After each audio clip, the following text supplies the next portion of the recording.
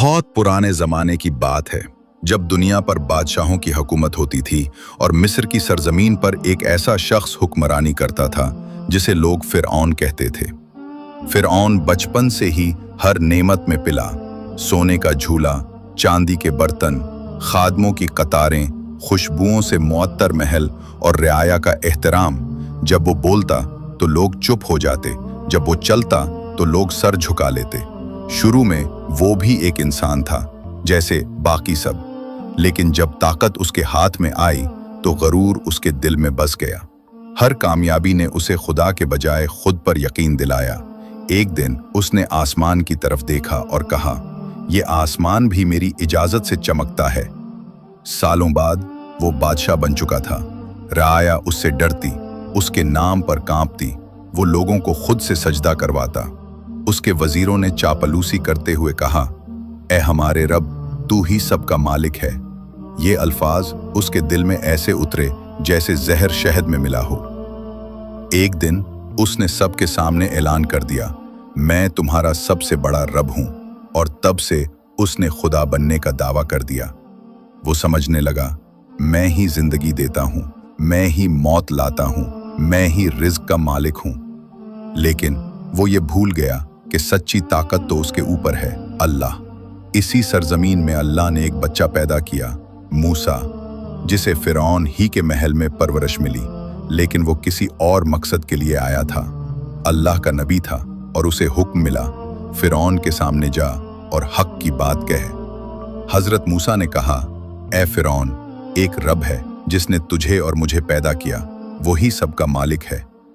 अपने जुल्म से बाज आ जा। फिरौन कहकहे मारकर हंसा, क्या एक गुलाम मुझे सिखाएगा? मैं तो खुदा हूं। अल्लाह ने हजरत मूसा को निशानियां दी, लाठी सांप बनी, हाथ चमका, मौजजात हुए, कहत आया, टिड्डियां आए, मेंढक निकले, खून बरसा, पानी गंदा हो गया। लेकिन फिरौन का दिल वो पत्थर से भी सख्त हो चुका था। हजरत मूसा अपनी कौम को लेकर मिस्र से निकले। जब फिरौन को खबर मिली, वो गुस्से से पागल हो गया। मूसा को कैसे जाने दिया? लश्कर तैयार हुआ, घोड़े दौड़े, हथियार उठे और वो पीछे चल पड़ा। मूसा की कौम समंदर के किनारे पहुंची। पीछे मौत थी, आगे पानी। कौम घबरा कर बोली, ए मूसा, हम तो पकड़े गए। लेकिन मूसा ने कहा, हरगिज नहीं, मेरे रब मेरे साथ है, वो मुझे रास्ता दिखाएगा।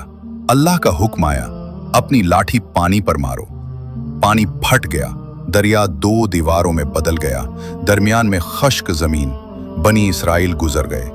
जब फिरौन ने यह मंजर देखा, उसके अंदर का गुरूर फिर चीखा, अगर मूसा गुजर सकता है तो मैं भी खुदा हूं, मैं भी गुजर जाऊंगा। लेकिन जैसे ही वो दरमियान में पहुंचा, पानी वापस आ गया।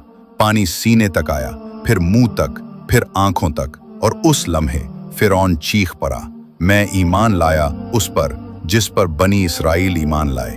लेकिन अल्लाह ने फरमाया, अब जबकि तुम पहले इनकार करते रहे और जमीन में फसाद मचाते रहे। और वो डूब गया। ना तख्त बचा, ना ताज, बस रह गई एक लाश जो निशाने इबरत बना दी गई। आज हम तेरे जिस्म को बचा लेंगे ताकि तू उन लोगों के लिए निशानी बन जाए जो तेरे बाद आए।